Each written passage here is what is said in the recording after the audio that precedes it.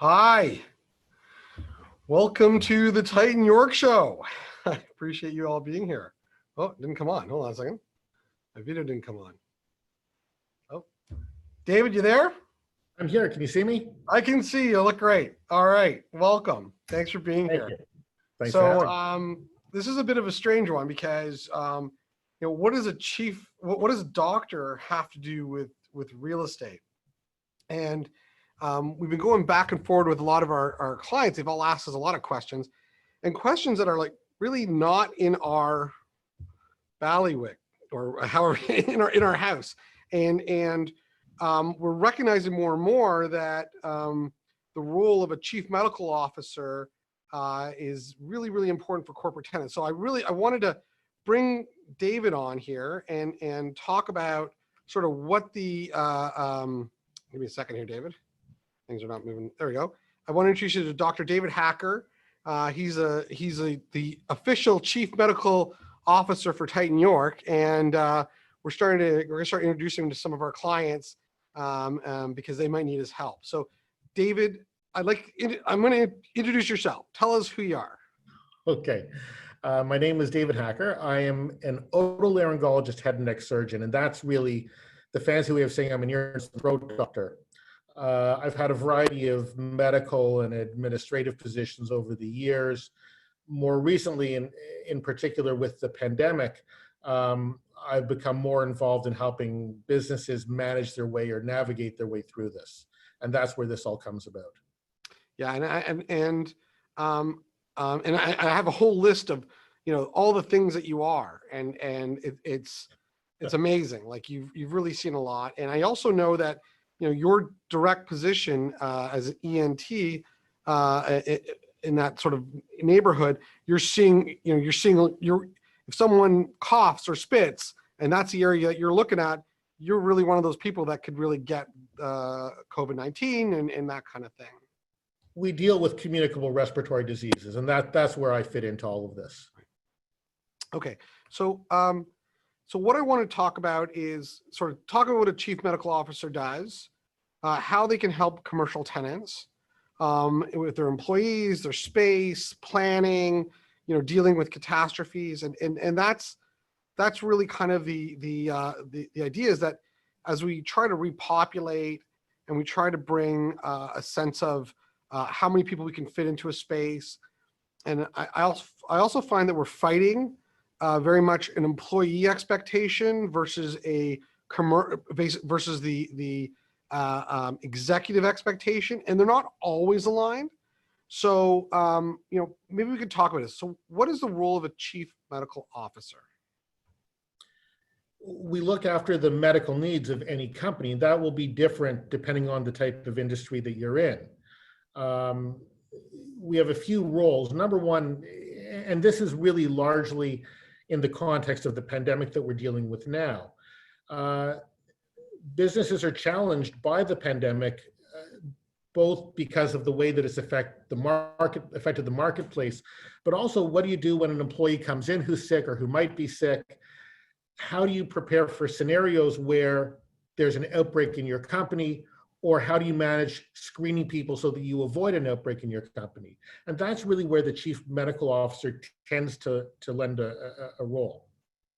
By the way, I didn't say this, but if anyone's watching, when you're watching, he's wearing his scrubs. So he really is a doctor. That's to prove it, okay?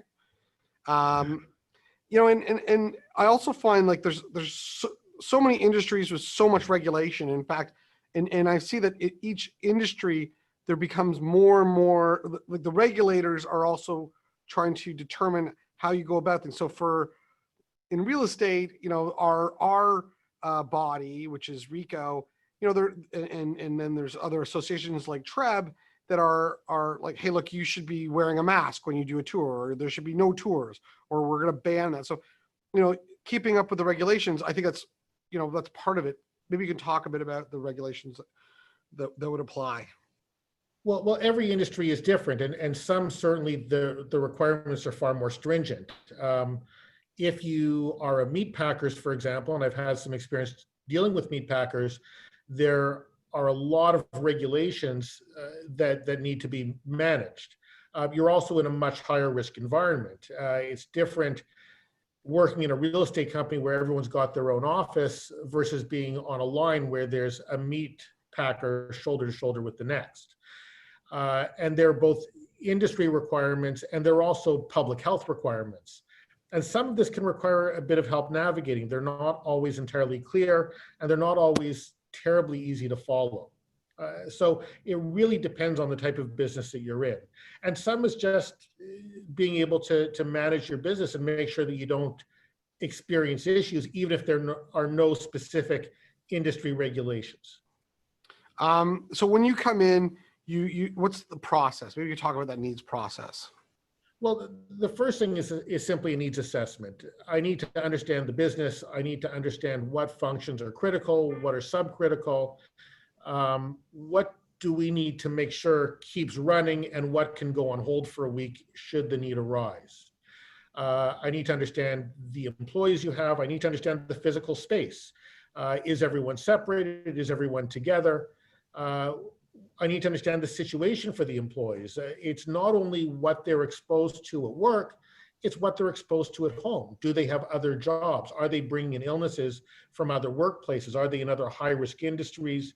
We need to know what's going on. So I need to know what the business actually requires to keep functioning. And then I need to break it down into the physical space and what's going on with the employees and set parameters and guidelines going forward. So one of my biggest problems is education in my employees. So I'm very like in how to engage them and that kind of thing. So maybe you can talk about how you connect with the employees of a company and sort of take me through, some of the processes that you would go through there. Well, as your slide mentions, the first step is identifying high-risk employees, and high risk can go both ways. So we're concerned about the employee that's at risk of coming in and, for example, infecting the workplace. That would be disastrous because that will shut down a company instantly.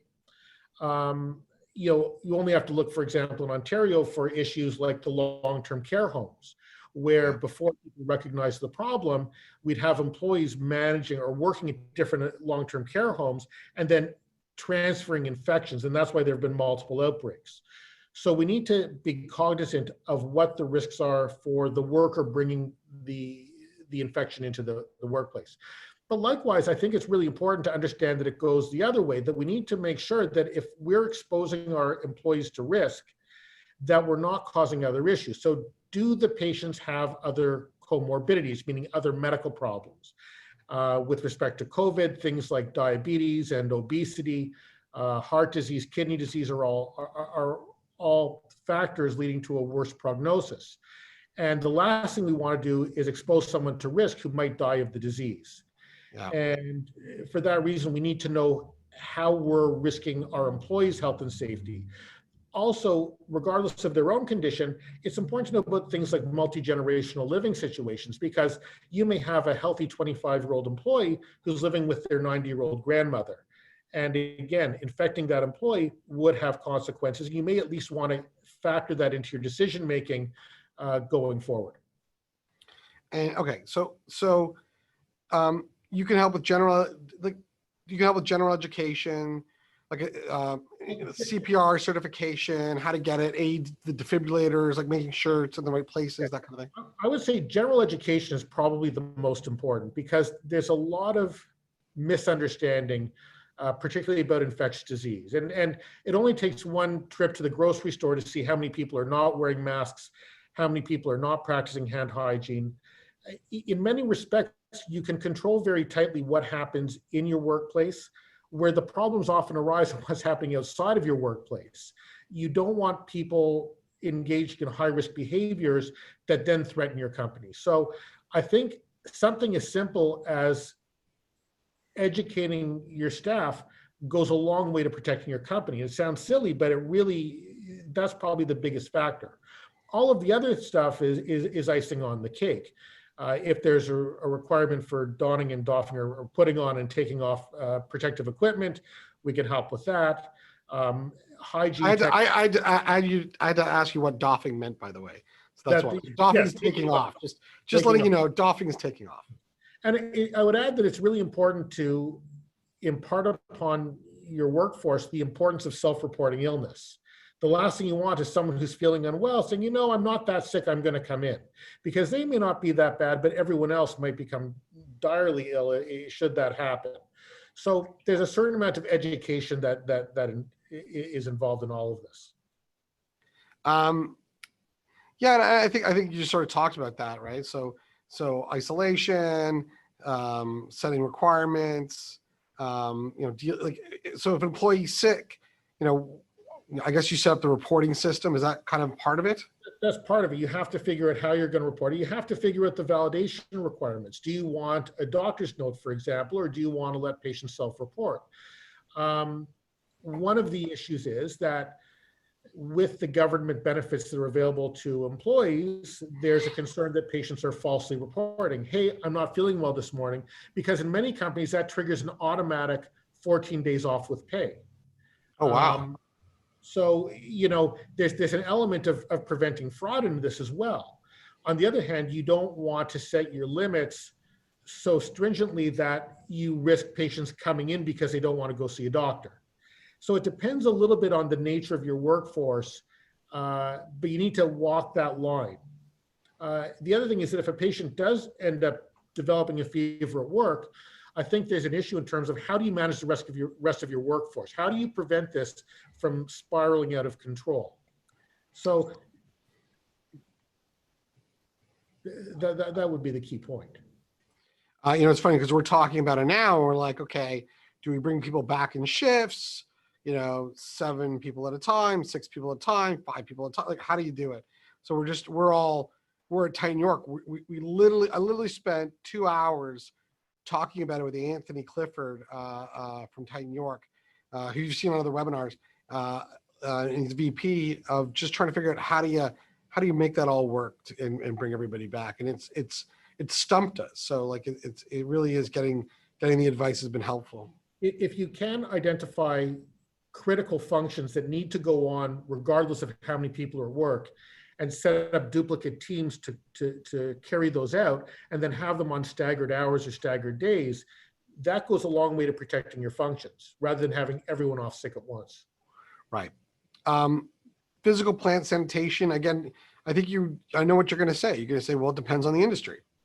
Absolutely. If you work in an office, that's different than working in a meat plant.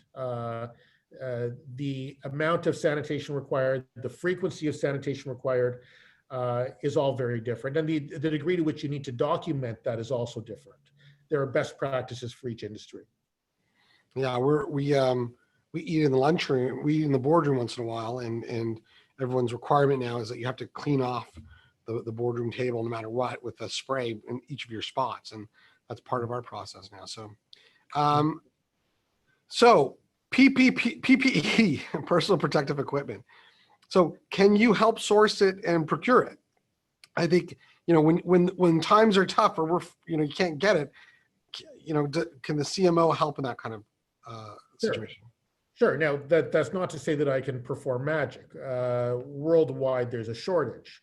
If there's a request that I find N95 masks for tomorrow, that's unlikely to happen. But there's a lot of stuff that is hard to find that we can help just through the networks that we have already. I think also like the PPE guidelines too. So like for reuse and when do you throw it out kind of thing. Sure. Most things can be reused. And I can tell you in my medical practice, I reuse a lot of things. I wear an N95 mask and a face shield, and I sanitize them and I put them into circulation until they wear out. I continue using them because I know that there is a shortage. Oh, you know what? I wish I put that picture of you on here with the mask, and because you sent me one yesterday and I wanted to use it. Oh, that's too bad. I forgot to put it on there. It's amazing because you can see it. It's like the mask, and there's like a foam thing that's on your head, and the shield. Then you got the mask underneath it. You got your glasses on too, and everything's reflective off your face. It's pretty interesting. How do you feel in those masks? Like It's horrible. It's horrible. It but is, you do right? it because you have to do it.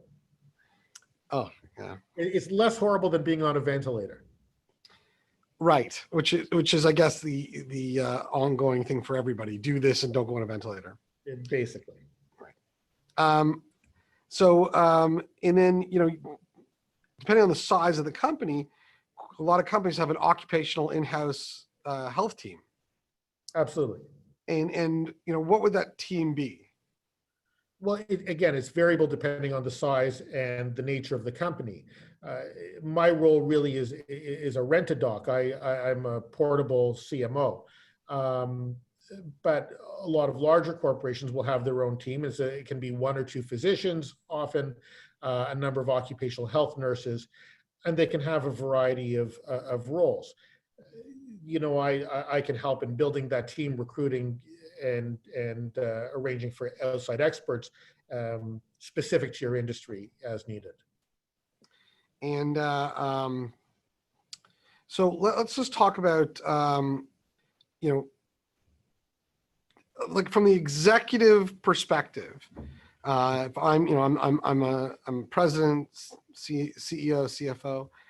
I think one of the things that I'm really interested in is how do you help me plan? And now more than ever, we're talking about catastrophe management. So maybe you can tell me a bit about that too. Well, I think it's important to stress that the first role is to avoid a catastrophe. That would be job number 1, and I think that's for every company.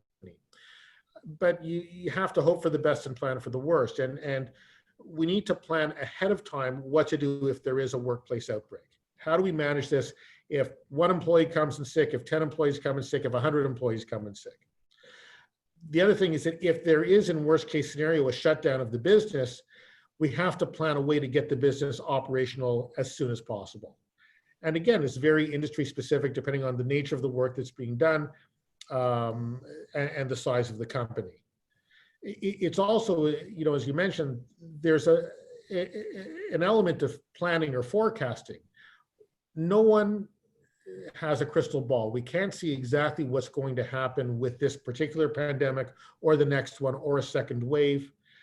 But there is a fair amount of literature that's fairly reliable that predicts things fairly well. And I think we can give some guidance in terms of telling you, start implementing this at this time. Obviously, everything is subject to change, but we can plan it and we can budget it. And I think that's really a key role. And the reality is, there's what I'm talking about isn't proprietary knowledge. It's not like I know something that someone else, quite frankly, isn't capable of learning for themselves. The problem is most CEOs are reading the newspaper, and there's a fairly good source of information in the newspaper, but most can't devote the time needed to reading through medical literature and understanding that next layer. And that's really where I think having your own doctor on staff tends to help. It's more than what you're getting reading the Globe and Mail. And then I guess pandemic forecasting and then budgeting too. I mean, you'd say, look, let's budget for a future catastrophe. Here's what you need to do, and here's what money you should put aside, and here's what you should buy, and this is what you should stockpile. I think that's kind of, like you should be, do you stockpile laptops? Do you and that kind of thing too, right? Well, I think what everyone's learned in this current pandemic in COVID is that we were all woefully unprepared. I don't think we should ever let that happen again. So it's one thing to try and stock your supplies for the current pandemic or even an imminent second wave. But we need to think, what's going to happen 5 years from now? What do we have in stock to make it so that we don't have to shut down when the next pandemic hits or the next crisis hits? Executive health. So so if I'm an executive, how do you help me? Like, how does that work? This is an offshoot, and this is more ancillary to what a chief medical officer can offer. But a lot of people are familiar with executive health for the management team, and that can be personalized screening, annual physicals, cardiac testing, colonoscopy, or simply enhanced access to fast or after hours medical care should the need arise. I always think like, okay, I have my, let's say there's an executive that vice president of sales, and he's gone to his doctor, and the doctor says, well, you have colon cancer. Can he then say, okay, David, I went to my doctor, they told me I have colon cancer, what should I do? Like, what do I need to know? Like, is that part of that service where they can come to you and say, hey, look, I know they have their own doctors, but. Yeah, sure. And first of all, I'm not going to manage colon cancer because that's not my area of expertise, but I do have some general knowledge and I can impart that. But I can connect the patient with the right specialists. Right. And that's really where it comes down to. I think it's interesting that, if you need the help, that you can help them push it. I learned a lesson, and there is a reality that, it really is kind of who in the medical system, in many ways. And we had to, my daughter last week, couldn't hold down any water, couldn't hold down any food, and we had an family event coming up, and we're like, okay, let's go to the hospital.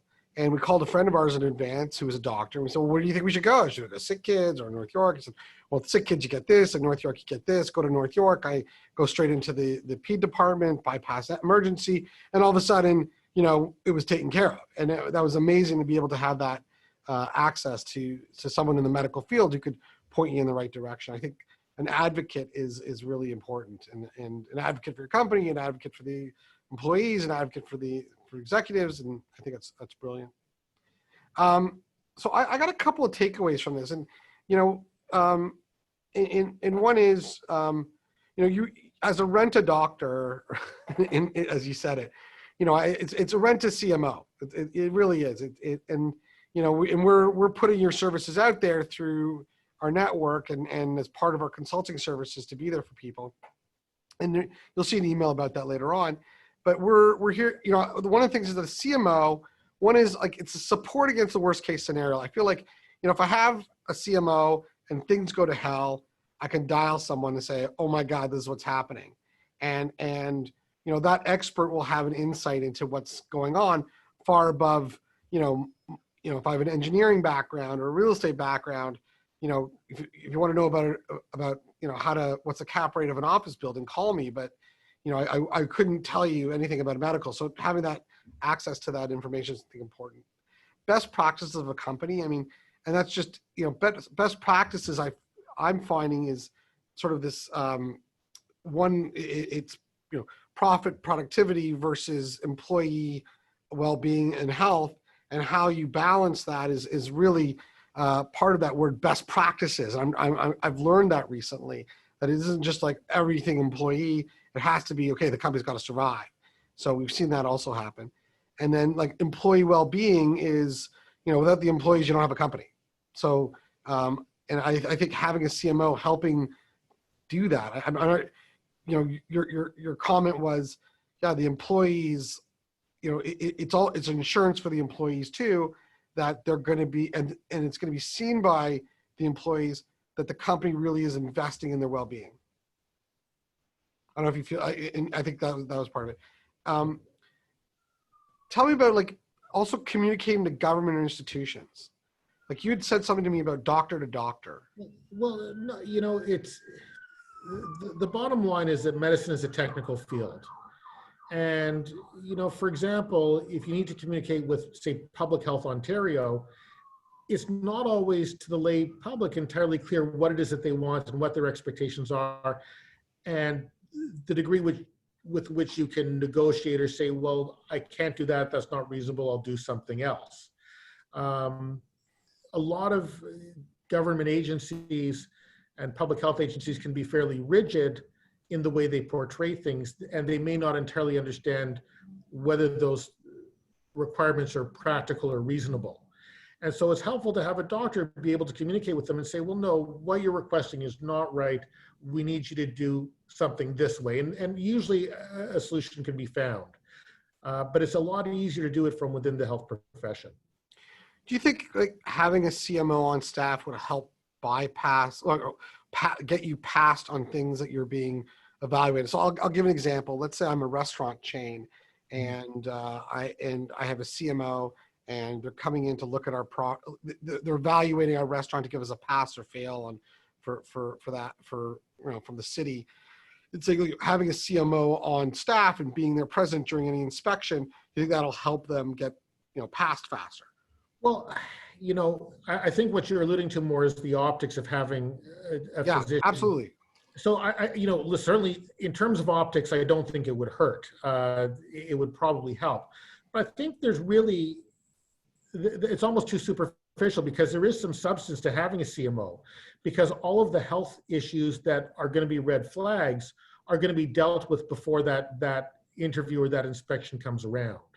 So I think that's a more important element of it, but certainly having someone overseeing safety, I think, is paramount.